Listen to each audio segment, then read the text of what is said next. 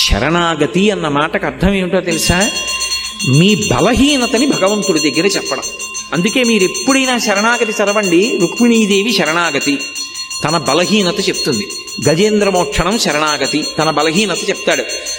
ఈశ్వర, మీరు నాకు మనస్సు ఇచ్చారు, ఇంద్రియాలు ఇచ్చారు, బలం ఇచ్చారు, బుద్ధినిచ్చారు, శాస్త్రం ఇచ్చారు, గురువునిచ్చారు, ధర్మచక్రం దాటి పనులు చెయ్యొద్దన్నారు. కానీ నా మనసు వెంపర్లాడిపోతోంది అక్కర్లేని కోరికలు తీర్చుకోమని.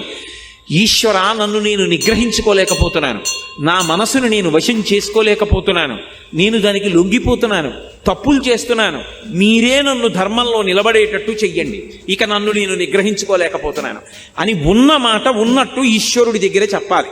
అంతేకాని ఆయన దగ్గరికి వెళ్ళి మహానటుడిలా పరమ ఉత్తముళ్ళ నిలబడకూడదు. తప్పు చేస్తే ఈశ్వరా, నిన్న తప్పు జరిగింది, ఈ తప్పు చేశాను, వేరొకసారి నా